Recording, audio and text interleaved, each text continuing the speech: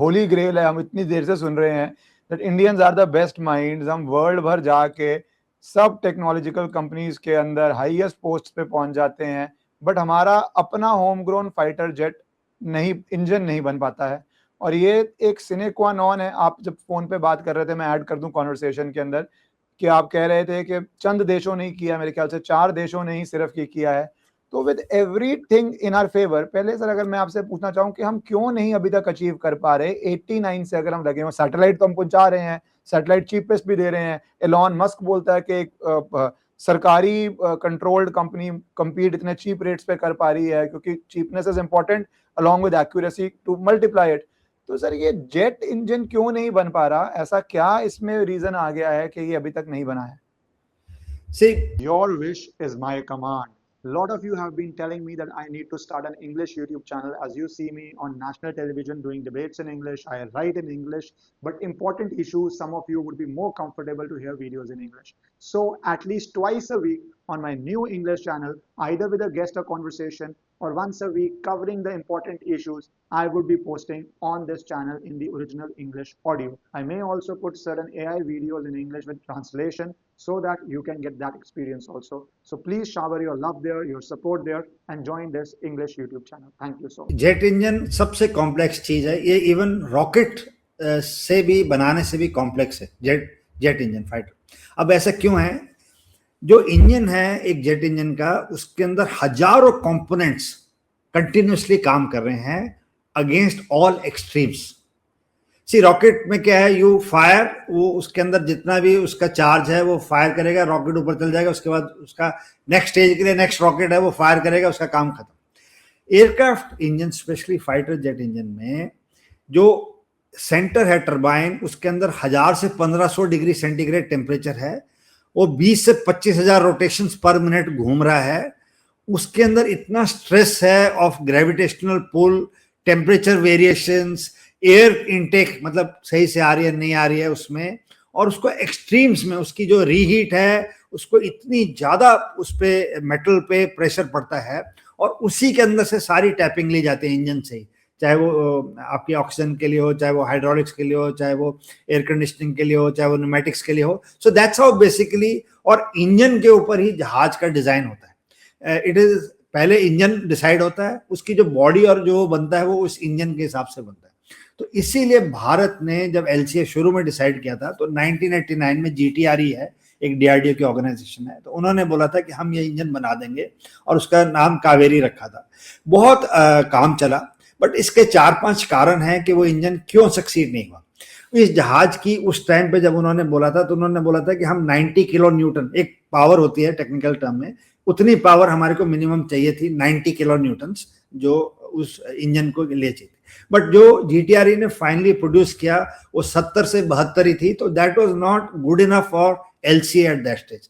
तो उन्होंने, और उसके कारण थे कि हमारे ये इंजन जो बनाए थे जीटीआरई ने, वो हाई ऑल्टीट्यूड और हाई टेम्परेचर कंडीशंस में इतनी अच्छी तरह काम नहीं किए, क्योंकि वो जहाज हैवियर था। एयरक्राफ्ट में जो भी चीज हम लगाना चाहते हैं, that should be the best performing at the least possible weight. ये आपके व्यूअर्स के लिए, क्योंकि वो चीज, वो वजन हवा में ऊपर जाएगा तो उतनी शक्ति तो जहाज की उसको वजन के उठाने में लग जाएगी। तो इसलिए आप देखेंगे कि आजकल जितने भी विंग्स हैं एयरक्राफ्ट के, चाहे आप एयरबस में ट्रेवल करते हैं, किसी कमर्शियल एरोप्लेन में करते हैं, they are becoming thinner, lighter and of composites and more flexible. Basic aim है कि उसका वेट कम करना है। हर चीज जहाज में जब आप एक्सेस बैगेज लेके जाते हैं तो उसके पैसे भरने पड़ते हैं। उसका ये कारण है कि आपका जो वेट उस जहाज के अंदर जा रहा है, the operators want it at a low weight, so that's why you have to pay more to carry, so because fuel ज्यादा खर्च होगा, so everything is interlinked। तो उसमें फिर हाई ऑल्टीट्यूड हाई टेम्परेचर के ट्रायल्स रशिया में चले, और उसकी सेकंड प्रॉब्लम थी इनएडिक्वेट फंडिंग।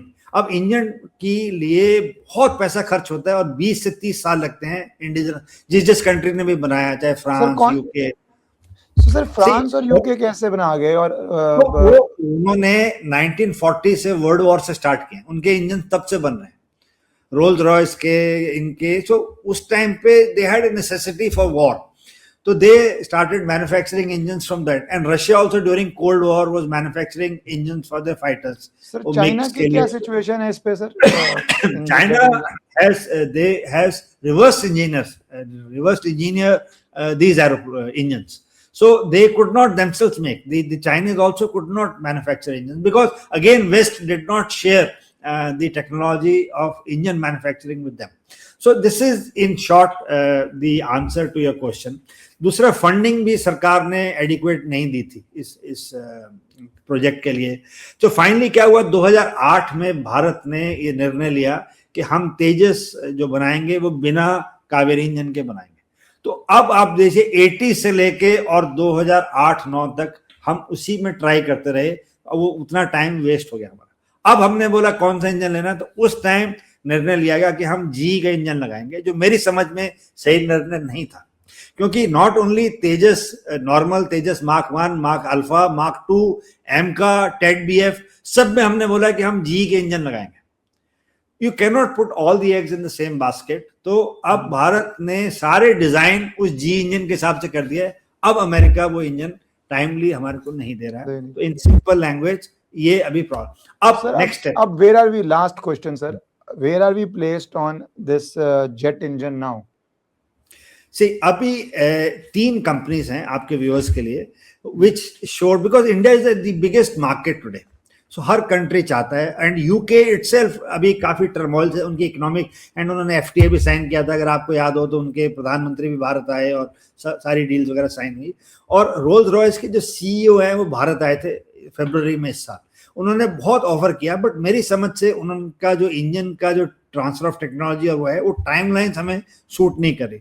2032 में उन्होंने बोला था हम प्रोटोटाइप देंगे, 2034 में, आज से 8 साल बाद हम रोल्स रॉयस के निर्मित इंजन से अपना एमका उड़ा सकेंगे, 2034.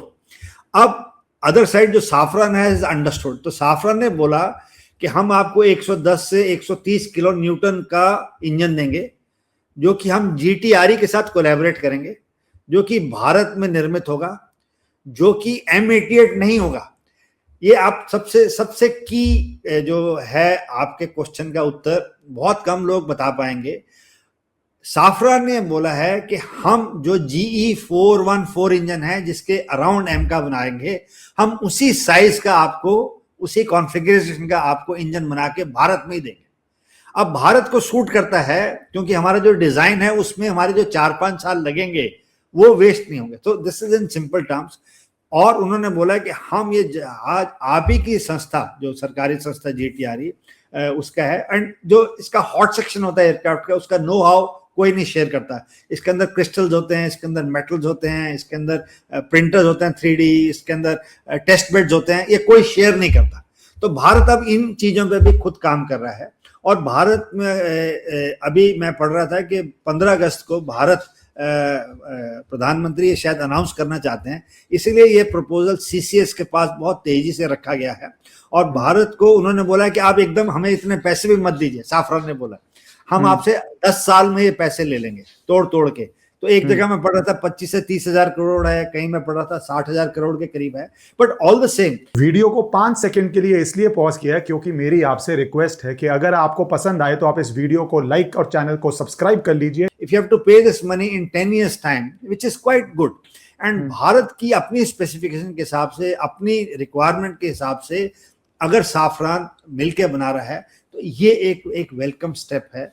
सो और जबकि जी का साइड आप देखिए, मीटिंग्स हुई अभी 2 महीने पहले भी, जीई ने जो 70-80 करोड़ रुपए का एक इंजन है, इसकी कॉस्ट है, अभी जो GE 414 देना है, वो बोला कि अब हम आपको जो 90 इंजन देंगे जो आप मांग रहे हो, अब 200 करोड़ में देंगे. तो कहाँ 70 से 80 करोड़, 3 गुना जी ने अपने इंजन की प्राइस बढ़ा दी. तो ये सारे कारण हैं. तो as we speak, there are 3 options with India. One is for going with Safran, second is going with Rolls-Royce, and third is with GE. So whosoever gives us a better deal at this stage, Bharat उसके साथ जाएगा और अपने engine अपनी terms and conditions में अपनी private companies और सरकारी एजेंसीज को मिला के बनाएगा. So I couldn't put it much simpler than this.